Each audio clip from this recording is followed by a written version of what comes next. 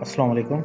आज हमारा टॉपिक है the future of the web from cloud to edge using server side components and react 18 and नेक्स्ट.js 13। तो इसको मैंने जो है वो दो पार्ट्स में डिवाइड किया है। पहले हम ये देखेंगे क्लाउड टू एज और सेकंड पार्ट के अंदर सर्वर साइड कंपोनेंट्स रिएक्ट 18 और नेक्स्ट.js 13 को देखेंगे हम। तो फर्स्ट पार्ट के अंदर हिस्ट्री ऑफ एज कंप्यूटिंग, उसके अंदर हमने सिंपल नेटवर्क्स को देखना है, सीडीएन क्या है, क्लाउड कंप्यूटिंग क्या है और उसके बाद एज कंप्यूटिंग क्या है। और पार्ट 2 के अंदर रिएक्ट सर्वर कंपोनेंट्स और नेक्स्ट.js 13 को देखेंगे हम। तो सबसे पहले हमने सिंपल नेटवर्क्स को समझना है कि नेटवर्क्स होते क्या है और काम किस तरह से करते हैं। तो सीडीएन वगैरह तब कुछ भी नहीं था। जो सिंपल नेटवर्क हम यूज करते थे उसके अंदर हमारे पास ये बीच में आप देख रहे हैं एक बड़ा सा क्लाउड है, ये पब्लिक इंटरनेट है और यहाँ से एंड यूजर किसी डेटा को एक्सेस करना चाह रहा है। तो जैसे ही वो रिक्वेस्ट भेजता था तो वो आप यहाँ पर रेड लाइन में देख रहे हैं कि वो मल्टीपल सर्वर से घूम फिर कर जो कंटेंट ओरिजिन है जहाँ से उसको कंटेंट लेना है वहां तक पहुंचता था। तो इसमें बहुत सारे इश्यूज आ जाते थे जिसके अंदर आपका सिक्योरिटी इशू भी आता था और खास करके जो बड़ा इशू आता था वो लेटेंसी का आता था कि हम जो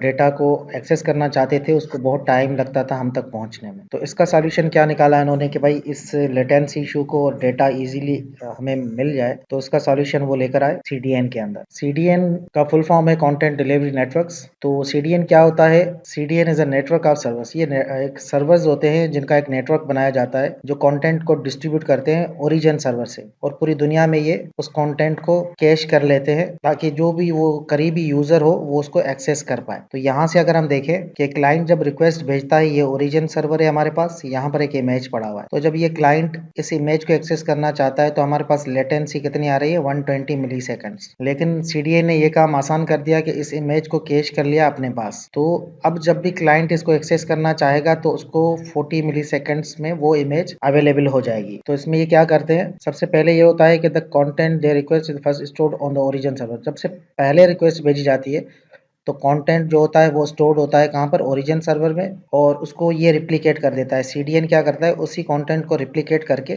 जहां वो करीबी अवेलेबल सीडीएन के सर्वर्स हैं वहां पर उनको रिप्लिकेट कर देता है और उसी कंटेंट को कैश कर लेता है physically close to the where a user is. जहां पर वो यूजर एग्जिस्ट करता है उसी के करीब का जो सीडीएन होगा वहां पर उस कंटेंट को वो स्टोर कर देता है। अच्छा, इस प्रोसेस से और क्या फायदा होता है? ये प्रोसेस जो होता है ओरिजिन सर्वर्स जो है हमारे पास ये वाले, इनके ऊपर भी आपका स्ट्रेस लो हो जाता है ताकि जो लोड होता है वो ग्राफिकली मल्टीपल सर्वर्स के ऊपर आ जाता है। तो यहाँ से भी हमें सीडीएन से ये फायदा हुआ। लेकिन सीडीएन क्या करता है? सिर्फ स्टैटिक कंटेंट जैसे वीडियोस हो गई, पिक्चर्स हो गई, इस तरह का कंटेंट अपने पास स्टोर करके रखता है। तो उसके बाद एक नई टेक्नोलॉजी हमारे पास आई क्लाउड कंप्यूटिंग की। क्लाउड कंप्यूटिंग क्या करता है? क्लाउड कंप्यूटिंग हमें कंप्यूटिंग सर्विसेज प्रोवाइड करता है जिसके अंदर आप सर्वर्स भी ले सकते हैं, स्टोरेज, डेटाबेसेस, नेटवर्किंग के भी आप सर्विसेज ले सकते हैं, सॉफ्टवेयर एनालिटिक्स और उसके ऊपर जो भी वो एनालिसिस करते हैं वो सब हम खरीद सकते हैं। लेकिन वो कहाँ से? क्लाउड से। अच्छा, इस क्लाउड आने का फायदा क्या हुआ? हमारे पास फ्लेक्सिबल रिसोर्सेज थी और हम उसी को पे करते थे जो सर्विस हम यूज करते हैं। तो इससे फायदा ये हुआ कि हमारी कॉस्ट रिड्यूस हो गई,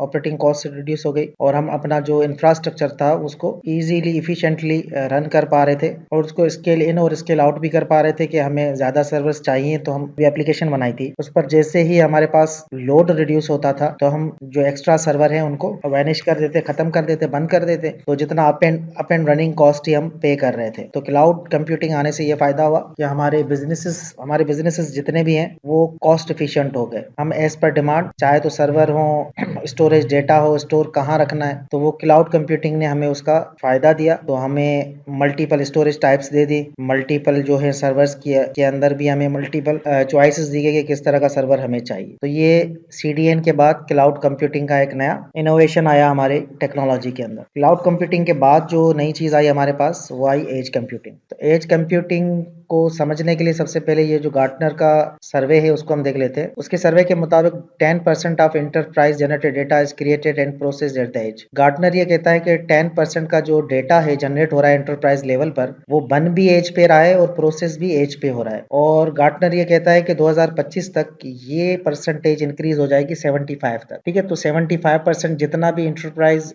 डेटा जनरेट करेंगी वो सारा क्रिएट भी एज पर होगा और प्रोसेस भी एज पे होगा। अच्छा, एज होता क्या है? एज कंप्यूटिंग क्या होती है? ये वहीं पर ही सर्वर लगाए जाते हैं जो आईओटी एनवायरनमेंट होता है। ठीक है, जैसे यहाँ पर आप देख लें तो ये हमारे डिवाइसेस हैं, इन्हीं के साथ इस एज को अटैच किया गया है। ये एज है आपका और ये डिवाइसेस सेम प्रेमिसेस पर सर्वर होने की वजह से इजीली डेटा को भेज भी रहे हैं और फेच भी कर पा रहे हैं। तो इससे हमारा डेटा फेचिंग और वहाँ पर जो भी एनालिटिक्स वगैरह परफॉर्म करने हैं और स्टोरेज करना है वो सब हम एज पे इजीली कर पा रहे हैं। अब ये हमें जो दूसरा डेटा चाहिए वो बहुत दूर है, क्लाउड पे रखा हुआ है, तो हमने यहाँ पर एज कंप्यूटर लगा दिया, यहाँ पर एक एज सर्वर, और ये हमारे पास एज डिवाइसेस है, तो ये डायरेक्टली इस एज सर्वर से कम्युनिकेट करती है और ये एज सर्वर जो है वो क्लाउड से कम्युनिकेट करता है। अब यहाँ पर एक और टेक्नोलॉजी की नीड आई हमें, वो क्या थी कि भाई ये जो हमारे एज सर्वर है ये कम्युनिकेट कैसे करेंगे यहाँ पर क्लाउड के साथ, जो कि सुपर फास्ट होना चाहिए क्योंकि लेटेंसी जो है सबसे बड़ा इशू है। ठीक है, तो एज कंप्यूटिंग क्या करता है,